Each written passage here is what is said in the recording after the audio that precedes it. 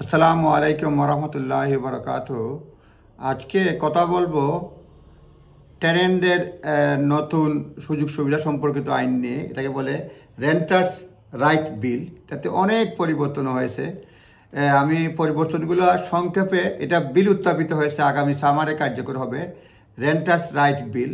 আমি দেখেই বলছি। রেন্টার্স রাইট বিলে যেটা হচ্ছে যে পরিবর্তনের মধ্যে হচ্ছে সেকশন 21, যেটা নোটিশ সকল নো ফল্ট ইভিকশন, এটা ব্যান্ড হয়ে যাবে এই নতুন আইনে। এবং নতুন যেটা রেন্টার্স রাইট, সেটা এক্সিস্টিং এবং প্রসপেক্টিভ দুই ধরনের টেনেন্টের ক্ষেত্রেই কার্যকর হবে। সুতরাং কেউ যদি বলে আমরা আগে থেকে আসছি, আমরা কার্যকর না, এটা হবে না। এক্সিস্টিং এবং যারা নতুন আসবে, নিউ, দুই ধরনের টেনেন্টদের ক্ষেত্রেই কার্যকর হবে। তো যেগুলি পরিবর্তন হচ্ছে, আমি আবারও বলছি, সেটা হচ্ছে এন্ড অফ সেকশন 21 সকল নো ফল্ট ইভিকশন, এটা এন্ড হবে। Abolish fixed term tenancies, all tenancies to become periodic with no more than 1 month at a time for the period. এবং tenant can serve 2 months notice to end the tenancy. Tenantদের খালি সুবিধা at any time via any written method। এটা দ্বিতীয় হচ্ছে new landlord circumstances ground. ল্যান্ডলর্ডের জন্য position নিতে হলে grounds add হবে। যদি ল্যান্ডলর্ড কিংবা তার পরিবারের কেউ মুভ হতে চায়, নিড টু সেল, যদি প্রপার্টি সেল করতে চায়, তাহলে তাকে মানে নোটিশ দেওয়া যাবে। এবং ল্যান্ডলর্ড এই প্রথম যে সেল করার, মুভিং করার গ্রাউন্ডসটা টেনেন্সির প্রথম 12 মাসে ইউজ করতে পারবে না। Will need to give 4 months notice and cannot market the property for the 12 months after the notice expires or claim is filed at court। মানে যে বাড়ি নিবে ল্যান্ডলর্ড, সে এটা আপনার প্রথম 12 মান্থস এটা বলতে পারবে না। তারপরে ফিক্সড টার্ম টেনেন্সি থাকবে না।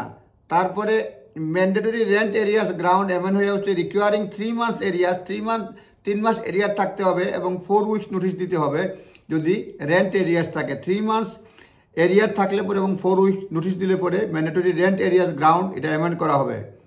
তারপরে হলো গিয়া এই tenants in receipt of benefit or with children when choosing who to let to, এটা ডিসক্রিমিনেশনটা ব্যান করা হবে। তারপরে বলা হচ্ছে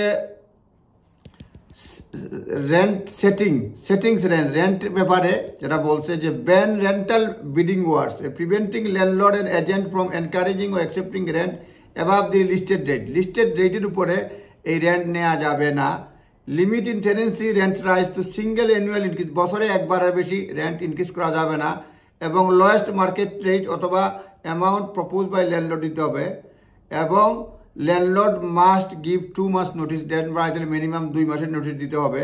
tenets can challenge this by first year ট্রাইব্যুনালে, এই রেন্ট বাড়ানো যেটা, এটা চ্যালেঞ্জ করতে পারবে tenant.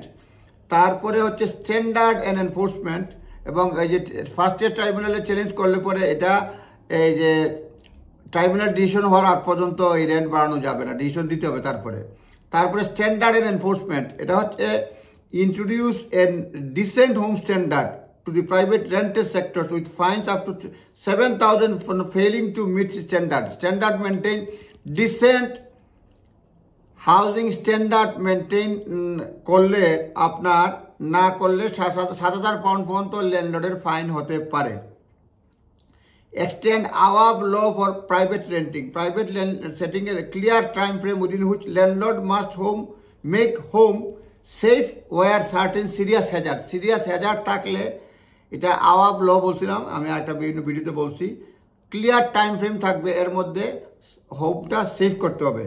Create a digital private tenant sector database, এই প্রাইভেট টেনেন্ট সেক্টরের ডিজিটাল ডাটাবেজ থাকবে। এটা ল্যান্ডলর্ড, টেনেন্টস এবং কাউন্সিলের একটা সব তথ্য থাকবে, information for landlord, tenets and council's, এটা থাকবে, ডাটাবেজ করা হবে।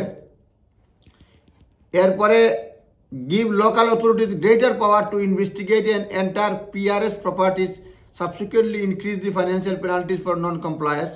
লোকাল অথরিটির গ্রেটার পাওয়ার দেওয়া হবে ইনভেস্টিগেট করার জন্য কোনো ধরনের কমপ্লেন থাকলে পরে।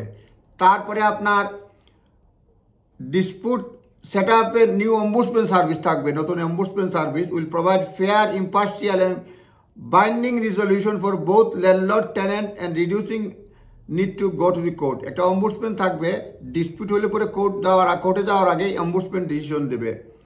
আর ল্যান্ডলর্ডদের জন্য এই একটাই আছে, support for landlords who wants to initiate dispute. এটা অম্বুডসম্যানে যাবে না, কিন্তু government as confirmed they are looking ways to allow it। সরকার বলবে কীভাবে কী করা যায়। এই হচ্ছে প্রস্তাবনা, আইন হবে আগামী কার্যকর সামারে। এটা শুধুমাত্র বিলে আছে, অনেক ধরনের পরিবর্তন আসবে। জাস্ট আপনাদেরকে আপডেট করলাম, আপনারা নিজ দায়িত্বে দেখে নেবেন। ভালো থাকবেন এবং নিজস্ব লয়ারের পরামর্শ নেবেন। আসসালামু আলাইকুম।